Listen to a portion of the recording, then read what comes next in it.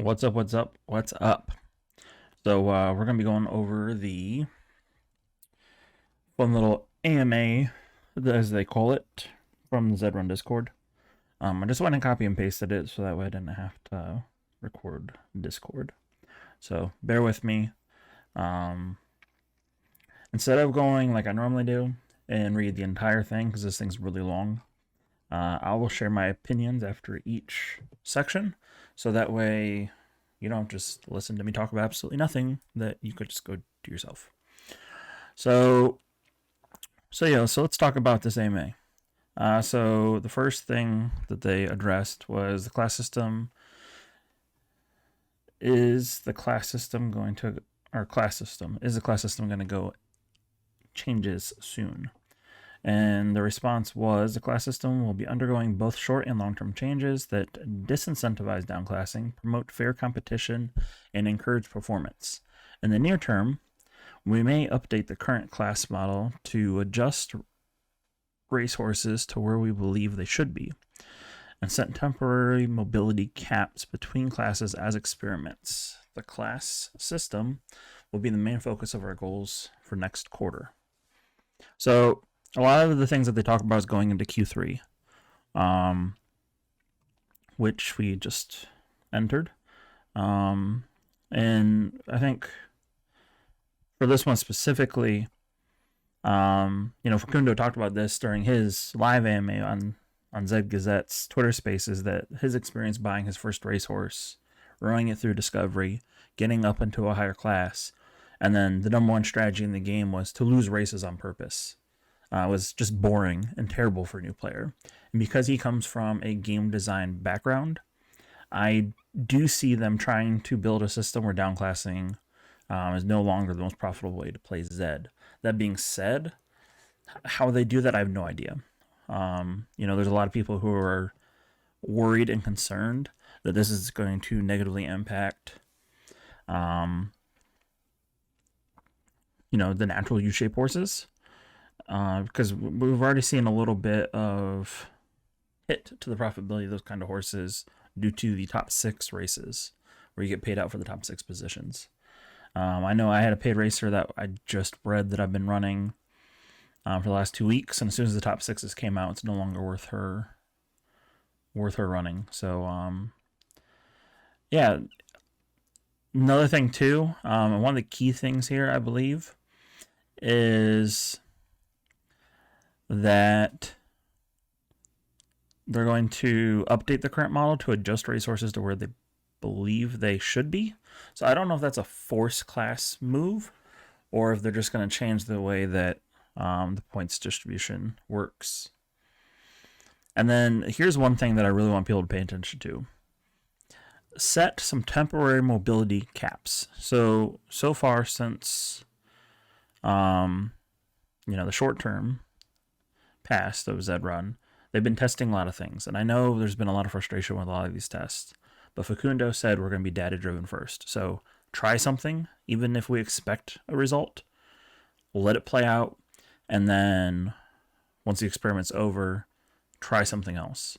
So if you have a bunch of horses that you run in a lot of free races for tournaments that just aren't quite good enough for paids, but they're almost good enough for paids, I would potentially look at getting them as low as a class as possible, maybe skip a tournament or two, because if, and this is a big if you can get into the right class, when they lock these out, say you're only allowed to go up one class or down one class, and a lot of really good horses ran up to class 2 before this snapshot was taken, there's a good possibility that you could be in a really good position to make money in these top 6 races. So, if you're a smaller stable and you're not, really making consistent money in the tournament, I would try to get as low as possible and sit there. And, maybe run in the tournaments, but don't run 2 tournaments back to back going up, because I know traditionally that's what we would do. Try to get something to 5, run it, in today's podium up, and then run it in the next tournament up, and then spend the next 3 days downclassing. I would focus on downclassing first in the short term, at least for the next couple months, unless it's something that's making very predictable money. So is there any thought on splitting classes between sprint, mid, and marathons? As stated above, we're starting. All right, so yeah. So, wow, I just ran that together. Are they going to split all the funnels? As stated above, we are starting Q3 fully focusing on developing a new revamped class system that we believe will address the main issue around racehorse segmentation. In that context, many options have been weighed against each other, and we'll start revealing more details on the progress of the new system and implementation as the quarter progresses. So they gave us nothing, except for they want to get our horses racing more similar competition. And I also like that they're not giving us anything, because traditionally Zed would throw out this crazy idea of what they're going to do, and we get all excited. We'd hurry up and make adjustments before everybody else. Buy a couple horses, sell a couple horses, bench a couple horses, breed a couple horses, and then Zed Run be like, oh crap, it's not working how we thought, so it's delayed. So I prefer no communication of this sort, other than giving us crazy ideas that may never happen. Racing is the racing system being recognized. Oh, racing. See, so what happened was when I copied and pasted this, there was like numbers and slashes to break this up. So this is now into more racing stuff. Is the racing system being recognized as an area that needs improvement or needs addressing? Yes, one of our key goals for the upcoming quarter is to address the racing and class system to build out a fairer and more competitive ecosystem. As we improve racing, we are also looking at how to make it easier and faster to find races where race horses can compete fairly. Long term, we are working on bringing on more strategic skill to the racing to make them more of an entertaining and exciting experience for both to enter and watch. So, once again, segmentation. That's the second question in a row that they answered with, we want to segment horses. So right away I'm thinking, have a broader stable. There is some people who are specializing in marathons, or some people who are specializing in sprint. It makes breeding easier if your entire stable is aligned. But if you want to get the maximum amount of horses on the track every single day, having a broad stable is going to allow you to do that. Especially as they start breaking this out, that Z11 to 99 tournament we just had, you pretty much disqualified every single Genesis horse. You disqualified all the low Z breeds. And it completely changed the landscape. A lot of people are like, oh, well, I have these horses, now I can't run them today. I think we're slowly getting to be, that's the point. Like, you have to have stables that are broad if you want to participate in everything. Now, that doesn't mean you can't specialize. And in specialization, you're able to carve out a niche for yourself and be the absolute best at what you do. But if you want to be able to run every single day and run profitably, you might have to look into building out a broad stable instead of a narrow stable. Not saying that's the best strategy. I'm just saying something to think about if you're specialized right now. Now this here, though, the long term, they're looking to bring more strategic skill to races and to make them both entertaining and exciting. So as of right now, the horses just run a straight line. There's no anything else to it. Could they be introducing other aspects to that? I don't know. I don't really know what this means. I'm not going to try to speculate too much. I'm just thinking that it's probably going to be more different than like a point and click race. Maybe you enter a horse into a series of races and you only can run that horse. That'd be really cool. A sprint series. And then you have to run that in, say, 2 sprints of each distance, kind of like the old grand finals. That was a lot of fun. I really enjoyed the grand finals. I wish they'd bring that format back. But obviously it did heavily weigh towards the marathoners. So it's not the most fairest way to do things, but I did like seeing, horses in off distances and, 1,000-meter specialists running more at 14. That wasn't just Yeah, I think my point's proven. Are there any plans to create racing ecosystem to segregate the Necks and Zabos? We're looking at segmentation of racehorses in general as we redesign the class system, not necessarily just splitting Necks and Zabs. We want to make sure that every racehorse has its place in the ecosystem. So segmentation, segmentation, segmentation. What's in store for racing after lending gets released and the token drop happens? Once lending is released, borrowers will be able to enter races that satisfy the eligibility conditions for both free and paid racing. There also may be future updates that lean on the conditional events to create options between what context or content and rewards can be accessed by borrowers and owners. More details on this, on exactly how lending will initially work, along with more thoughts on the direction, will be released as it is. Yeah. So pretty much they don't know what they want to do. They're exploring options. I like the idea of there being different types of rewards for the different lenders and borrowers. What that looks like, I don't know. There's a lot of unknowns with the token drop. I feel like they just put this in here so they could say they addressed lending, but they didn't answer anything, of course, because don't want to give us misinformation. But that's a boring, dumb question. Or not dumb, but it wasn't necessary. Is there a plan to revisit Discovery Multiplier, original communication? This change would balance and prevent racehorses from being, we know that doesn't happen. Unfortunately, Multiplier does the opposite, and the majority hit the C1 wall right after Discovery, especially if you're trying to win the entire thing, or if you, like me, and you save them for the maiden. In the short term, we're looking at how discovery process is balanced to prevent racehorses from getting stuck in the wrong class. In the long term, we are redesigning the class system. So, and they want to do it in a way that can't be exploited. So once again, no downclassing. More racing questions. I joined in January 22. Whoa. Hold on, let's break these up. Sorry, a little underprepared. All right, so I joined in January 2022. I've never played an A-shape stakes tourney. What happened to them and why exactly are they canceled? The A-shape stakes saw the lowest engagement of all the formats we initially ran, and as a result, user sentiment gathered through surveys, we decided to shelve it. That is not to say, however, it will not come back. So, one thing to remember when it comes to data, and if you've been a follower of BG, he publishes a ton of it for us.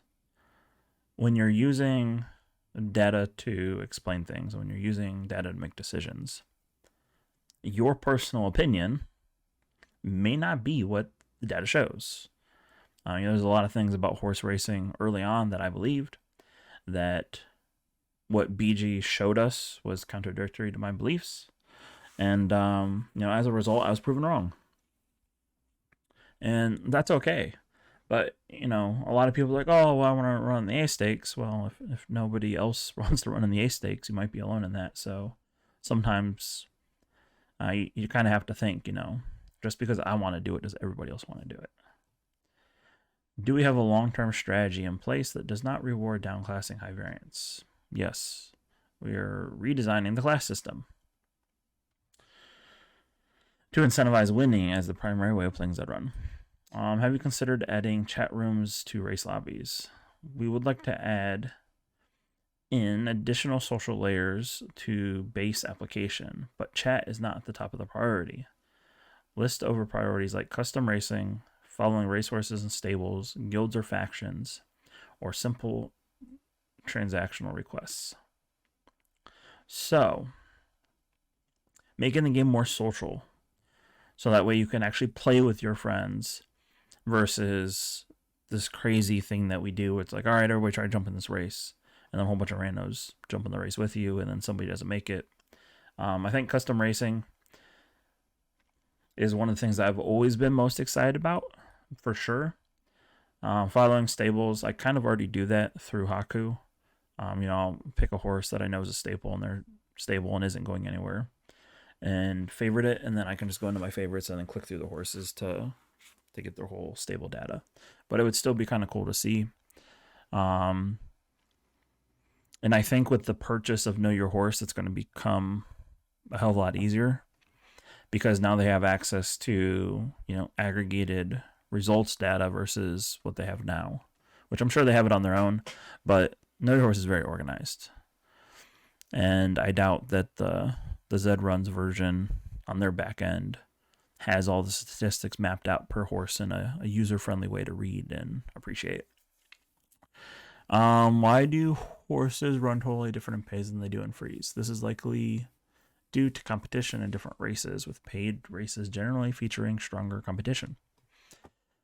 Yeah, that's about it. And we proof of this, because I used to think that free races algo is different than paid races.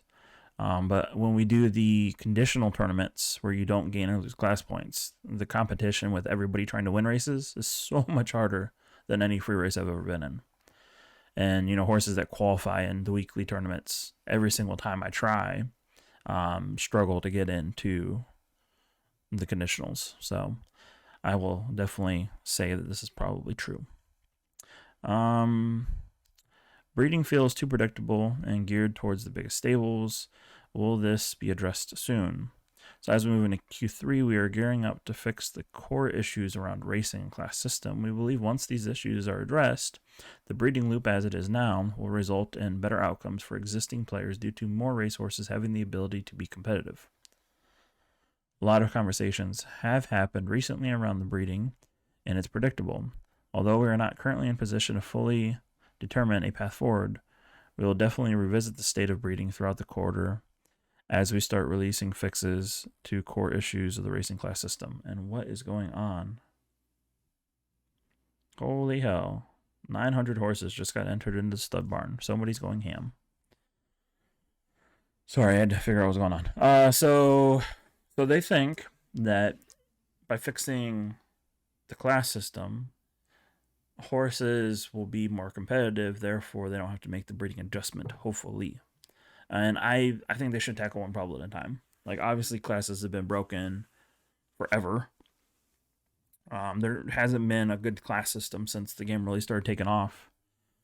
After last summer.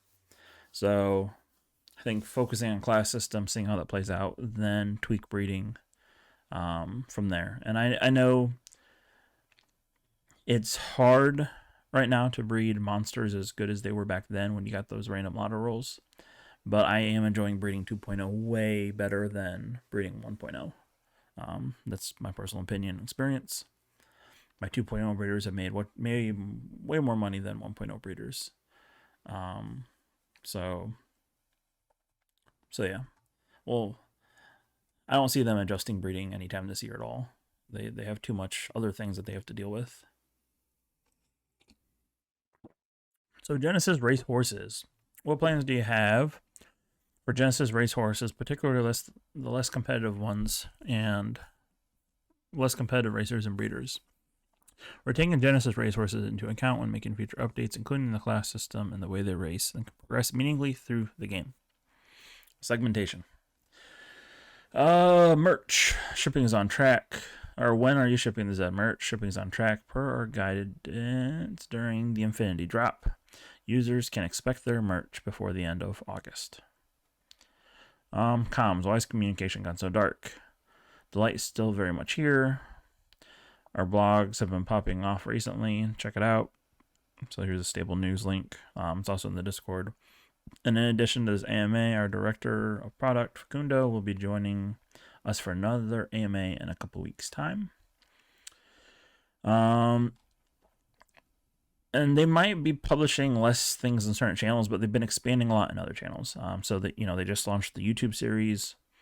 They have been way more active on Twitter. They've been engaging with way more communities outside of the Zed ecosystem on Twitter.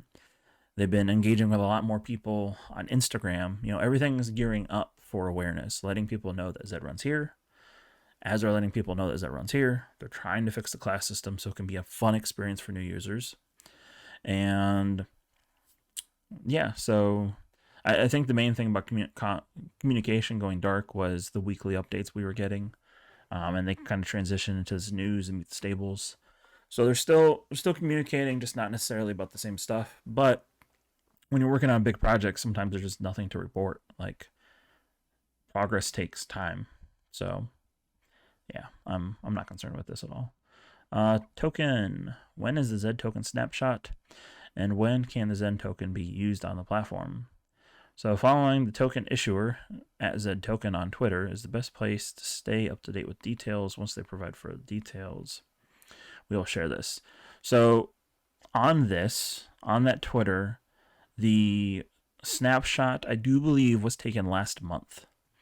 I will add that to the description, the exact date. But the token snapshot was already taken. So don't have to worry about stacking up on any horses or doing anything else. And I'll do a separate short video to address the token, and have that released within the next couple days for you. So that way you can kind of stay up to date with that. And then I'll also, follow that news for you.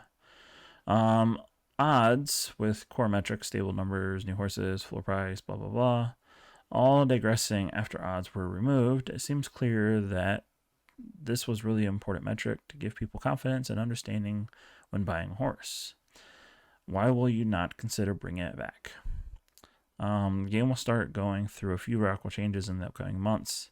As stated above, we will be redesigning the entirety of the class system and any adjacent systems that might require some tuning as a result of that. Before looking into something like bringing back odds, we will need to give these new changes some time to settle in order to properly determine what the best path forward would be. I don't think bringing back odds would be a good thing, especially with all the conditionals they do. Because could you imagine you bred a pacer, someone bred a pacer, say it was a 7-odd pacer, and it only ran its Griffin and the pacer only tournament. Well, a lot of these more inexperienced people would see 7 odds and think that's a pretty good horse because they didn't understand the competition was running against. With the conditional races and the primary mode of racing being free tournaments where a lot of people are still downclassing, it gets very muddy very quick. I think it worked well back when most races was paid and the majority of people were trying to win. But yeah, I miss odds for some things, but for the vast majority, I'm happy they're gone. Retirement. Please name 3 things. This is really demanding. That the company is actively exploring to curb the inflationary problem in this game. If horses aging isn't one of the 3, why not? We're closely monitoring the racehorse population and its impact on the core gameplay. We are aware of the trade-offs that inflation brings. Many projects in the past have implemented a form of burning ultimately in order to manipulate the floor price and just have made things worse for themselves. Our game is centered around strategic, resource-based competition that requires a player to have access to a racehorse to even get started. In the short term, we have decided to use the surplus of unraceable racehorses to our advantage by putting them to work as a way to make onboarding process easier, while also improving the utility of donkeys in the medium future. This will benefit new players and glue factories alike. I think it's funny that they had this little bit of humor in here, glue factories. As larger game changes and systems are designed and implemented. Given that any solutions offered will fundamentally disrupt the current breeding metagame, we are being extremely cautious on how and what gets introduced, always prioritizing the long term. That's how we have been able to survive as long as we have, while competitors spring up and go through speculative bubbles and pop with no way to course correct. Haphazardly introducing generic burning systems is going to hurt more than help the game at this time, despite what some may think in the short term. So I like that they kind of poked at the competition a little bit. I'm okay if a business has a little bit of a backbone and is a little bit proud of being number one, because I've tried out some of the other games. I enjoy playing the other games, but I also enjoy playing any competitive simulation game. So, they're all fun, but I don't think anybody's can quite keep up with what Zed Run has going on. Do they have issues? Yes, but yeah. It's a simple prisoner's dilemma. With that said, we would like to implement some kind of population control into the game, and an aging system has been considered. This also has its trade-off in the impact of the existing game. When we are ready to reveal the solution we end up going with, an announcement will be made at that time. Our priority is to provide meaningful utility to the entire horse population, whether it's growing or shrinking over time. Yeah, so during Facundo's AMA, he talked about increase in demand through increasing active users as the next course of action versus shrinking supply. And, when I started playing Zed Run, not only do you have to go through all the hoops and hurdles of buying crypto and sending that to a MetaMask, and then looking on a horse on OpenSea, and then buying it so that way you could use it on the Zed Run website. Like, it was a very clumsy process, and it's still not that smooth. But my first horse was like $400, and that was like an unraced legendary butte. So I think at that time when I started too, like, to get an unraced Nakamoto, like donkey, was like 1.5 ETH. Like, I don't think shrinking population, I agree, is good. And we'll kind of see how everything plays out. But yeah, I like the answer. It shows that they have given thought to it, that they are coming up with more than one idea and they're not just running with the first one that comes to mind. Retirement continued. What happened to horse retirement? The initial design concept for retirement would have produced a compounding advantage to certain stables and made things more pay to win. This put the long term of the game at risk. We decided that it is best to rethink how retirement can fit into the game in a sustainable way before making changes. Although they were previously teased, our communication around upcoming features, particularly ones that will have a big impact on the game, on stable owners, will be more factual and less speculative. This is to ensure that the players are always making decisions based on current state of the game rather than potential future changes. I already know there's some names in my head that when they saw this line, make the game more pay to win, they're already like, this game already is pay to win. And I agree. If you're going to turn out, 1 ETH a month, you're going to invest a significant amount of money to build that machine. But there's still ways to make money and grind out for small stables.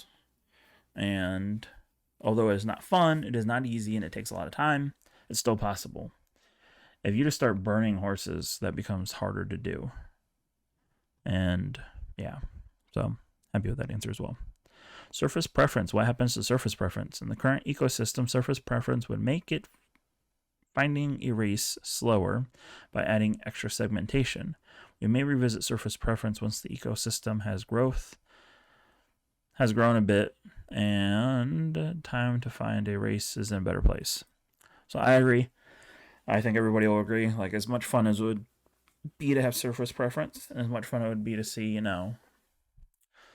what horses have really good, X type of surface versus Y, and who wins on a wet track versus a dirt track. $5 paid races in C2 through RC 2 and 3, like, they don't even fill right now. And I think conditionals excluding some horses to give more people time to shine and to race. I think that's enough segmentation as it is. We definitely need more people on the platform. But one thing too, I'll finish this last one and then I'll go back to it. So miscellaneous.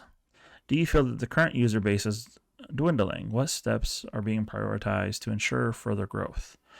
Our priority is to create a sustainable, fun game. We'll look at many metrics to measure success and direct our priorities, including active users. As our core contracts are public, anyone has the ability and is welcome to perform their own analysis. Growth is not an up-only thing, especially in situations where similar trends are shared throughout the entire Web3 space. Currently, our growth-oriented goals are to make it easier for all types of users to get into the game, support different types of players, especially Web2 players, provide more ways for more users to progress meaningfully, and improve the class system so that way competition is adequately segmented and downclassing is no longer the best strategy. We aren't expecting things to change overnight, and we are motivated to produce frequent forward momentum towards our goal of making a sustainable, fun game. So one thing that I think they're trying to say without trying to say it is, one, the game's not fun for new people. Like, it takes an immense amount of information to be good at Zed. And in the current system, if you're not going to spend a ton of money, you have to spend a ton of time. And I think they want to make it fun again. And that's really important. Two, when they say growth is not an up-only thing. So I think what they mean by that is we might not be growing, really fast an active number of users. I still think we probably have more people trickling in than we have leaving. And there's going to be a whole bunch of people who disagree with me. That's fine. I'm not going to spend the time going through the contract and looking at how many active users there is, especially when I know I have 7 ZEDRUN staples. So to use that as a metric in any way, shape, or form is not going to be accurate. But what I will say is, with the horse segmentation, with the top 6 races, with the pacer onlys, the Z11 to 99, which isn't a popular one, all these different changes to racing has changed the unique number of stables who are able to win and how many people are able to make just a little bit of money. And that's progress, right? And I'm not, like I said, I'm not a data guy. I'm not going to spend the time to figure out how to do all this stuff right now. It's not the highest priority for me. Like, for me, the highest priority is continue to progress my own stable, which we've done really well the last couple months, and get back on my content and, making videos for you guys, making videos that I enjoy, documenting the history of my stable and other stables. Like, that's my biggest priority.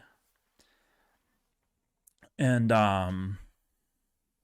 so I'm not going to go through this, but the amount of people that are hitting me up and posting on Twitter talking about how they won their first paid race, or they're making money with a whole bunch of seconds and 6th places in these new top 6s, is the most I've ever seen for a dying game, right?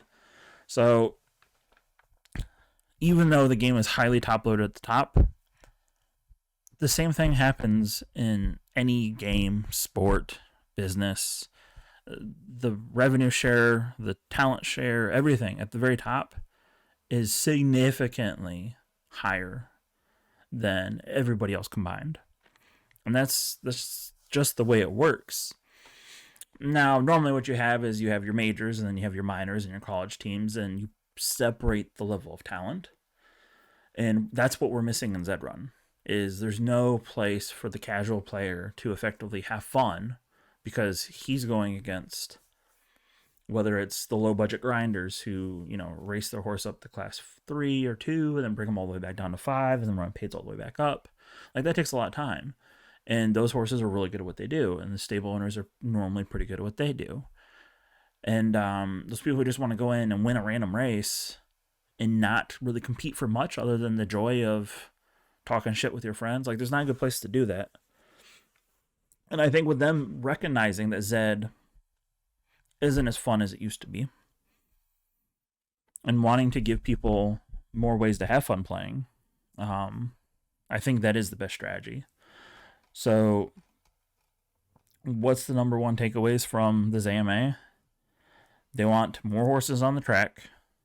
They want to separate the talent a lot more. They want people to win races in new ways and be able to be productive on the platform in more ways.